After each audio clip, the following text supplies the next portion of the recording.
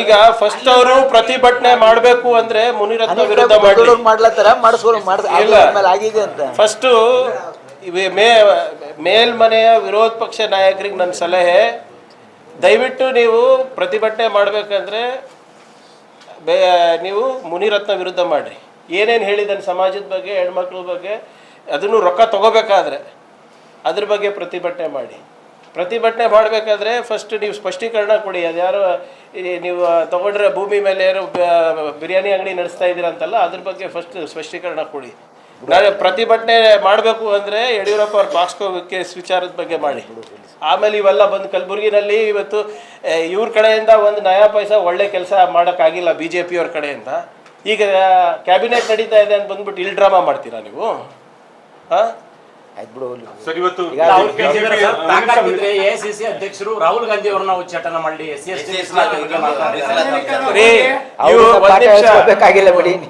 ಮೀಸಲಾತಿ ವಿರೋಧಿ ಬಿಜೆಪಿಯವರು ಇದಾರೆ ಅಂತ ಬಹಳ ಸ್ಪಷ್ಟವಾಗಿ ಜನರಿಗೆ ಗೊತ್ತಿದೆ. ಸಂವಿಧಾನ ಬದಲಾವಣೆ ಮಾಡ್ತೀನಂತ ಅಜೆಂಡಾ ಇಟ್ಕೊಂಡಿದ್ ಅವರ ರಾಮಾ ಜೋಯಿಸ್ ಯಾವ ಪಾರ್ಟಿ MP ಆಗಿದ್ರು, ಹೋಗಿ ಸುಪ್ರೀಂ ಕೋರ್ಟ್ನಲ್ಲಿ ಪೆಟಿಷನ್ ಹಾಕಿದ್ರಲ್ಲ ಮೀಸಲಾತಿ ತೆಗಿಬೇಕು ಅಂದ್ಬಿಟ್ಟು.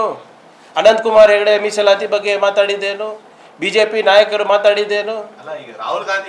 ರಾಹುಲ್ ಗಾಂಧಿ ಅವರು ಬಹಳ ಸ್ಪಷ್ಟವಾಗಿ ಹೇಳಿದ್ದಾರೆ, ಕಾಸ್ಟ್ ಸೆನ್ಸಸ್ ಆಗಬೇಕು, ಯಾರ್ಯಾರು ಸೋಷಿಯಲಿ ಎಕನಾಮಿಕಲಿ ಬ್ಯಾಕ್ವರ್ಡ್ ಇದ್ದಾರೆ ಅವರಿಗೆ ಅದರ ನ್ಯಾಯ ಸಿಗಬೇಕು, ರಿಸರ್ವೇಷನ್ ತೆಗಿಲಿಕ್ಕೆ ಆಗಲ್ಲ ಅಂತ ಅವರು ಕೂಡ ಹೇಳಿರೋದು. ಇವರೇ ಅಲ್ವಾ ಹೇಳಿದ ಬಿಜೆಪಿ ಅವ್ರ ತಾನೇ ಇರೋದು ರಿಸರ್ವೇಷನ್ ವಿರೋಧಿಗಳು. ನಾಳೆ ಕ್ಯಾಬಿನೆಟ್ ಮೀಟಿಂಗ್ ಅಲ್ಲಿ ಪ್ರಿಯಾಂಕ್ ಸರ್, ನಾಳೆ ಕ್ಯಾಬಿನೆಟ್ ಮೀಟಿಂಗ್ ಅಲ್ಲಿ ಈ Darshan case fast track court ಸ್ಥಾಪನೆ ಮಾಡೋದ್ರ ಬಗ್ಗೆ ನೋಡಿ ಸರ್, ಲೆಟೆಸ್ಟ್ ಟಾಕ್ ಡೆವಲಪ್ಮೆಂಟ್.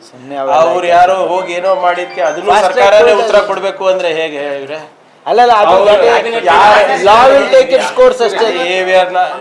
ಅದೇನಿದೆ ಯಾವ್ದು ಕೋರ್ಟ್ ಪ್ರಕರಣಗಳಿದೆ ಅವೆಲ್ಲಾನು ಆಸ್ ಪರ್ ಲಾ ಹೋಗ್ಲಿ.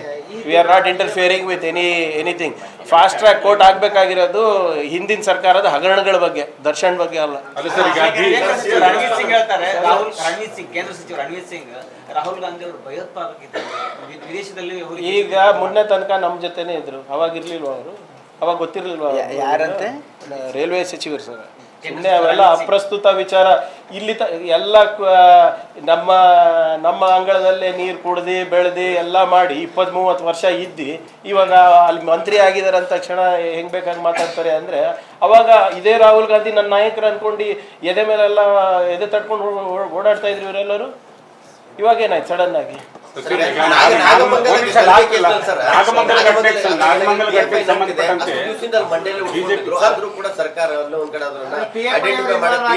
ನೋಡಿ, ಎಲ್ಲಾನು ತನಿಖೆ ಮಾಡ್ತಾ ಇದ್ದಾರೆ. ಚಲುವರಾಯಸ್ವಾಮಿ ಅವರು ಉಸ್ತುವಾರಿ ಸಚಿವರು ಬಹಳ ಸ್ಪಷ್ಟವಾದಂಥ ಸ್ಟೇಟ್ಮೆಂಟ್ ಕೊಟ್ಟಿದ್ದಾರೆ. ಅದರಲ್ಲಿ ಯಾರದೇ ಇನ್ವಾಲ್ವ್ಮೆಂಟ್ ಇದ್ರೂ ಕೂಡ ನಿರ್ದಾಕ್ಷಿಣ್ಯವಾಗಿ ಕ್ರಮ ತಗೋತಾರೆ ಅಂತ. ಈಗ BJP ಅವರು ಎಲ್ಲಾನು ಹೇಳ್ತಾ ಇದ್ದಾರೆ. BJP ಅವ್ರಿಗೆ ಹೆಂಗೆ ಗೊತ್ತಿವೆಲ್ಲ? ಅವ್ರು ಇಲ್ಲಿವರೆಗೂ ಹೇಳಿದ ಏನೇನು ಎಲ್ಲಾನು ಸತ್ಯ ಆಗಿದೆಯಾ? ಆ ಪರೇಶ್ ಮೇಸ್ತಾ ಕೇಸ್ನಲ್ಲಿ ಏನೇನು ಹೇಳಿದ್ರು ಇವರೆಲ್ಲರೂ? ಏನು ಬಂತು? ಅದಕ್ಕೆಲ್ಲ ಉತ್ತರ ಕೊಡ್ತಾರ BJP ಅವರು? ಪರೇಶ್ ಮೇಸ್ತಾನೇ ಮರ್ತೋಗ್ಬಿಟ್ಟಿದ್ದಾರೆ. ಈಗ ಇವ್ರಿಗೆಲ್ಲ ಏನಾಗ್ಬಿಟ್ಟಿದೆ, ಈ ಕೋಮ ಗಲಭೆ ಎಲ್ಲೆಲ್ಲೇ ಆಗ್ತದೆ ಅಲ್ಲಿ ಮಾತ್ರ ಇವ್ರು ಬೇಳೆ ಬೇಯಿಸ್ಕೊತಾರೆ. ಯಾಕೆ ಮಿಕ್ಕಿದ ಬಗ್ಗೆ ಮಾತಾಡೋದಿಲ್ಲ? ಏನು ಸತ್ಯ ಶೋಧನ ಸಮಿತಿ ತಗೊಂಡು ಹೋಗ್ತಾ ಇದ್ದಾರಂತೆ. ಬರಗಾಲ ಬಂದಾಗ ಹೋಗಿದ್ರೇನ್ರಿ ಇವರು? ಎಲ್ಲ ಆದಮೇಲೆ ಸತ್ಯಶೋಧನ ಸಮಿತಿ ಕಳಿಸಿದ್ರು. ಅತಿವೃಷ್ಟಿ ಬಂದಾಗ ಯಾರನ್ನ ಬರ್ತಾರ ಇವರು? ಬರೇ ಎಲ್ಲಿ ಬೆಂಕಿ ಹಚ್ಚಲಿಕ್ಕೆ ಅವಕಾಶ ಇರ್ತದೆ ಅಲ್ಲಿ ಹೋಗಿ ಇವರು ಇದು ಮಾಡ್ತಾರೆ ಸತ್ಯಶೋಧನ. ಪೋಸ್ಟ್ಪೋನ್ ಆಗಿದೆ ಅಲ್ಲ ಇವಾಗ ಇದರಿಂದ. One by one sir, Nagamangala ಘಟನೆಯಲ್ಲಿ ಯಾಕೆ ಕಾಂಗ್ರೆಸ್ ಅಂದ್ರೆ ಸರ್ಕಾರದ ಮೇಲೆ ಕೆಟ್ಟ ಹೆಸರು ಯಾಕೆ ಬರ್ತಾ ಇದೆ? ಏನಾದ್ರೂ ಕುಮ್ಮಕ್ಕಿದೆಯಾ ಅಂತ ಪ್ರಶ್ನೆ. ನೋಡಿ, ಎಲ್ಲೇ ಇಂಥ ಘಟನೆಗಳಾದ್ರೂ ಆ ಎಂಟೈರ್ BJP ಎಕೋಸಿಸ್ಟಮ್ ಬಂದ್ಬಿಡ್ತದೆ. ಅದು ಸತ್ಯ ಏನು ಸುಳ್ಳೇನು ಅದೇನು ನೋಡೋದಿಲ್ಲ. ಹೆಂಗೆ ನೋಡಿ, ಗಣೇಶನ್ ಮೂರ್ತಿ ಬಗ್ಗೆ ಹೇಗೆ ಪ್ರಧಾನಮಂತ್ರಿನೂ ಮಾತಾಡೋಕ್ಕೆ ಪ್ರಾರಂಭ ಮಾಡಿದ್ದಾರೆ. ಪ್ರಧಾನಮಂತ್ರಿ ಈಗ ಅಷ್ಟು ಅರಿವಿರುವಂಥ ಪ್ರಧಾನಮಂತ್ರಿ ಯಡಿಯೂರಪ್ಪ ಅವ್ರ ಕೇಸ್ ಬಗ್ಗೆ ಗೊತ್ತಿಲ್ವಾ? ಅದ್ರ ಬಗ್ಗೆ ಯಾಕೆ ಮಾತಾಡಲ್ಲ? ಮುನಿರತ್ನ ಏನು ಹೇಳಿದ್ದಾರೆ ದಲಿತರ ಬಗ್ಗೆ, ಒಕ್ಕಲಿಗರ ಬಗ್ಗೆ, ಹೆಣ್ಮಕ್ಳ ಬಗ್ಗೆ, ಅದು ಹೋಗಿರೋದಿಲ್ವಾ? ಅದು ಹೋಗಿರಲ್ವಾ ಮೋದಿ ಅವರಿಗೆ? ಬೆಂಗಳೂರಿನಲ್ಲಿ ಗಣೇಶ ಮೂರ್ತಿಗೆ ಏನಾಗಿದೆ ಅಂತ ಗೊತ್ತಿದೆ. ಆದರೆ ವಿರೋಧ ಪಕ್ಷದ ಮೇಲ್ಮನೆ ನಾಯಕರು ಏನು ಮಾಡಿದಾರೆ ಗೊತ್ತಿಲ್ಲ. ಇಲ್ಲಿ ಅವರು ಮಾಜಿ ಮುಖ್ಯಮಂತ್ರಿಗಳು ಏನು ಮಾಡ್ತಾ ಇದ್ದಾರೆ ಗೊತ್ತಿಲ್ಲ. ವಿಜೇಂದ್ರ ಅವ್ರ ಮೇಲಿರುವಂಥ ಕೇಸ್ ಬಗ್ಗೆ ಗೊತ್ತಿಲ್ಲ. ಬೆಂಕಿ ಬೀಳೋ ತನಕ ಸರ್ಕಾರ ಇಂಟೆಲಿಜೆನ್ಸ್ ಏನ್ ಮಾಡ್ತಾ ಇತ್ತು ಅಂತ ನೋಡಿ, ಅದೇನು ಇಂಟೆಲಿಜೆನ್ಸ್ ನಾವು ನೋಡಿ ಆ್ಯಸ್ ಪರ್ ರುಟೀನೇ ಹೋಗ್ತಾ ಇರೋದು. ಅದೇನೋ ಮೆರವಣಿಗೆ ಅಲ್ಲ, ಇದು ಏನೋ ಒಂದು ಆಗಿದೆ, ಅದಕ್ಕೆ ಕ್ರಮ ತಗೋತಾ ಇದ್ದೇವೆ. ಟ್ವೀಟ್ ಮಾಡಿದ್ದಾರೆ ಸರ್, ಏನಂತ? ಕರ್ನಾಟಕ ಹೋಮ್ ಮಿನಿಸ್ಟ್ರಿ ಹ್ಯಾಂಡಲ್ ಮಾಡಕ್ ಆಗ್ತಿಲ್ಲ. ಈಗ ನೋಡಿ, ಇದೆಲ್ಲ ಈ ಗಲಭೆ ಬಗ್ಗೆ ಈಗಾಗಲೇ ತನಿಖೆ ನಡೀತಾ ಇದೆ. ಅದ್ರ ಮೇಲೆ ಭಾಳ ಸ್ಪಷ್ಟವಾಗಿ ಸರ್ಕಾರ ನಿಲುವು ತೆಗೆದುಕೊಂಡಿದ್ದಾರೆ. ಯಾರೇ ಅದರ ಹಿಂದಿರಲಿ ನಿರ್ದಾಕ್ಷಿಣ್ಯ ಕ್ರಮ ಆಗುತ್ತೆ. Law will take its course. ಇದಕ್ಕೆ ಸುಮ್ಮನೆ any incident should not be blown out of proportion. ಇದು ರಾಜಕೀಯವಾಗಿ ಅದನ್ನು ಬೆಳೆ ಬಯಸ್ಕೊಡ್ತಕ್ಕಂಥ ಕೆಲಸ ವಿರೋಧ ಪಕ್ಷ ಮಾಡಬಾರ್ದು. ಯಾವುದೇ ಒಂದು ಘಟನೆ ಸಮಾಜದಲ್ಲಿ ಒಡಕು ತರ್ತಕ್ಕಂಥ ಒಂದು ಘಟನೆ ಆದರೆ ಆ ಘಟನೆ ಹಿಂದೆ ಯಾರಿದ್ದಾರೆ, ಬೇಕಂತ ಮಾಡಿದಾರೋ, ಆಕಸ್ಮಿಕ ಆಗಿರ್ತಕ್ಕಂಥದ್ದು ಸರ್ಕಾರ ಪರಿಶೀಲನೆ ಮಾಡ್ತದೆ. Law will take its course.